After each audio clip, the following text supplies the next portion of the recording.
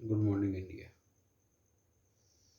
आज का सवाल एक बच्चे ने पूछा है, सर लोकनायक जयप्रकाश कौन थे? बहुत दुर्भाग्य है कि हम लोकनायक जयप्रकाश को हमारे बच्चे नहीं जानते।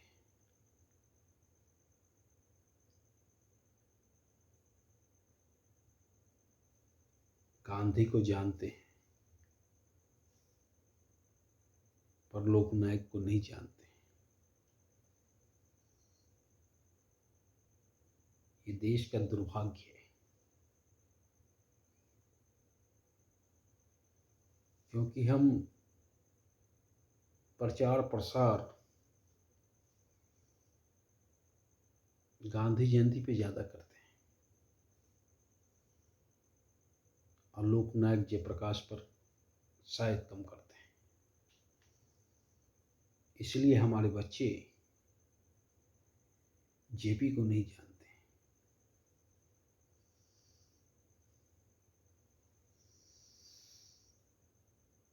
जेपी एक समाजवादी नेता थे।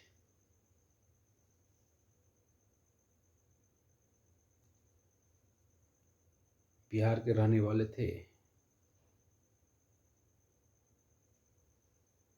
उनकी पढ़ाई लिखाई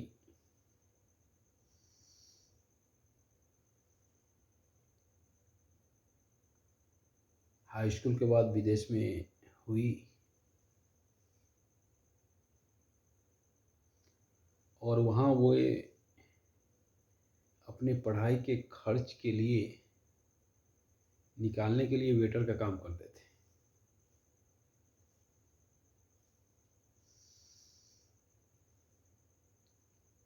पढ़ाई लिखाई ख़त्म करके जब वो आए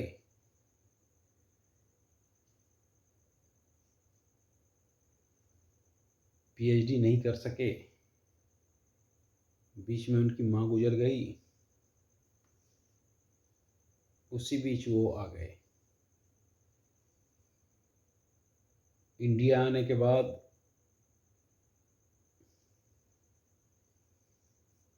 गांधी जी के साथ उन्होंने आज़ादी की लड़ाई में कार्य किया। उस समय लोहिया थे, गांधी थे और नेताजी थे। हर क्रांतिकारी के साथ काम किए।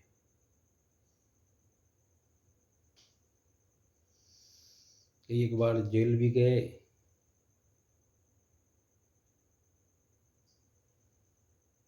एक बार हजारीबाग में जेल में रखा गया था।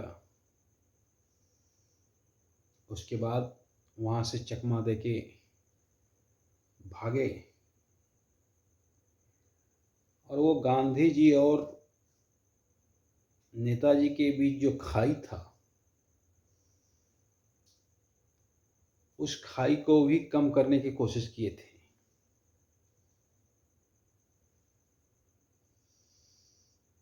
पर उसमें सफल नहीं हो सके।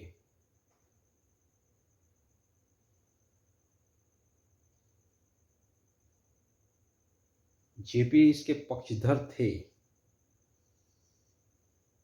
कि आज़ादी की लड़ाई में सशस्त्र भी लड़ा जाए।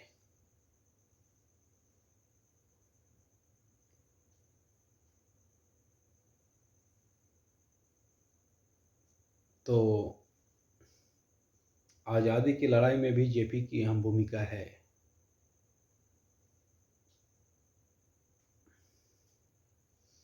उसके बाद जब देश आज़ाद हुआ तो नेहरू जी की सरकार बनी। नेहरू जी ने अपने सरकार में, अपने मंत्रिमंडल में जेपी को जगह देना चाहे, पर जेपी ने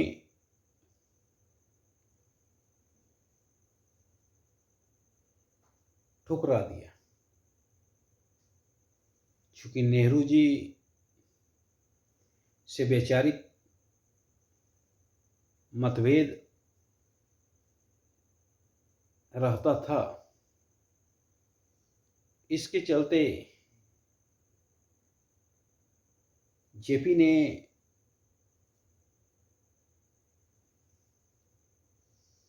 नेहरू की सरकार में शामिल न होने का निर्णय लिया।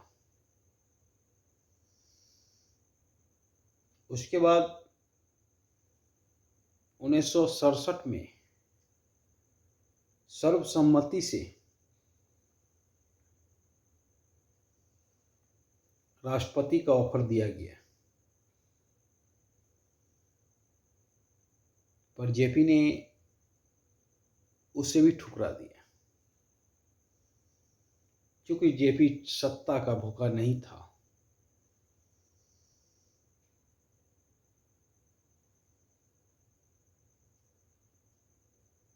चाहता तो जेपी राष्ट्रपति बन सकते थे, पर पता नहीं जेपी को सत्ता प्यारी नहीं थी शायद।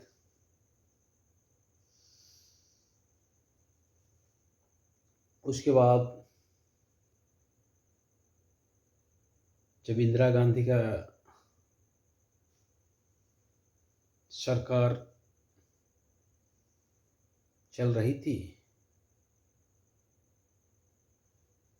तब पहले गुजरात से गुजराती छात्रों ने जेपी को आमंत्रित किया जीवन भाई पटेल के विरुद्ध आंदोलन करने के लिए। वहां पहुंचे तो जेपी ने बोला कि ये 1942 वाला सिचुएशन दिख रहा है। उसके बाद जेपी पटना चले जाते हैं और पटना में एक बहुत बड़ा रैली करते हैं। संपूर्ण क्रांति का वहीं से बिगुल बजाते हैं। जेपी ने बोला संपूर्ण क्रांति में 7 क्रांति: आर्थिक, राजनीति, सामाजिक, सांस्कृतिक, बौद्धिक, आध्यात्मिक इत्यादि। और उस समय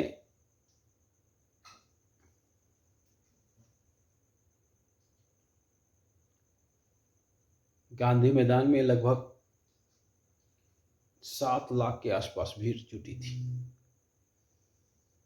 और वहीं से बिगुल बजा था और इंदिरा गांधी की सत्ता हिल गई थी।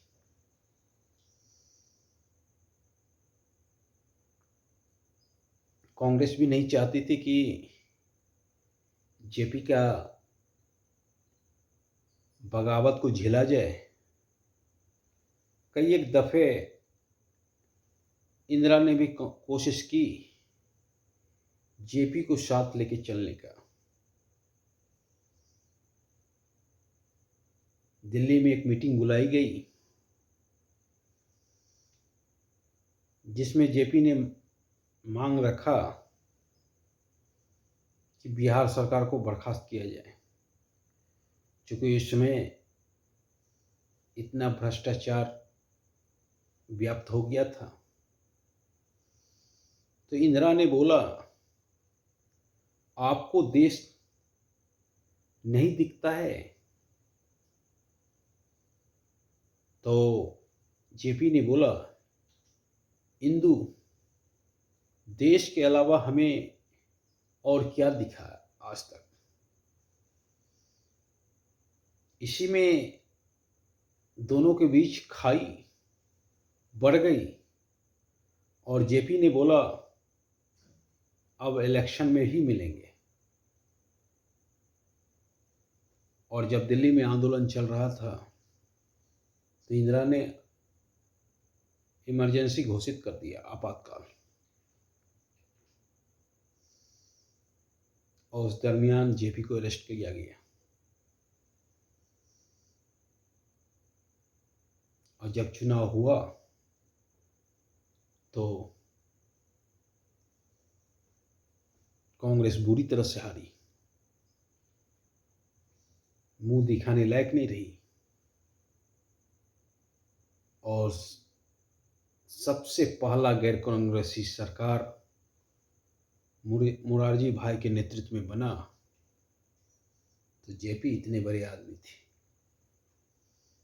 जेपी चाहते थे राजनीति में आम लोगों की भागीदारी हो। जेपी चाहते थे कि चुनाव का खर्च कम हो और अफसरशाही में जो भ्रष्टाचार फैला हुआ है वो कम हो, ताकि आम आदमी को लोकतंत्र में जगह मिले। और इसी के लिए जेपी ने आंदोलन किया। हमें तो लगता है कि गांधी जी के समतुल्य जेपी का वेट है। आज़ादी के बाद अगर सबसे बड़ा आंदोलन हुआ तो वो संपूर्ण क्रांति 1974 में हुआ। और जेपी, आपको मालूम है, जेपी को भारत रत्न दिया गया है। तो हमारे जेपी ऐसे थे। और जेपी सत्ता के भूखे नहीं थे। कई एक बार सत्ता जेपी के हाथ में आया, पर जेपी ने उसे ठुकरा दिया। जेपी चाहते तो मुरारजी भाई के बदले वो भी प्राइम मिनिस्टर बन सकते थे, पर जेपी कभी सत्ता के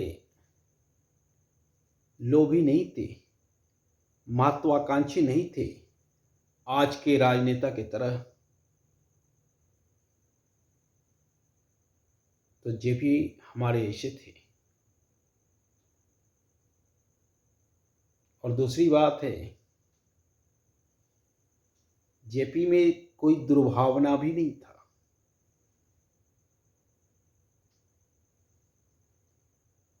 जेपी सिर्फ लड़ाई कर रहा था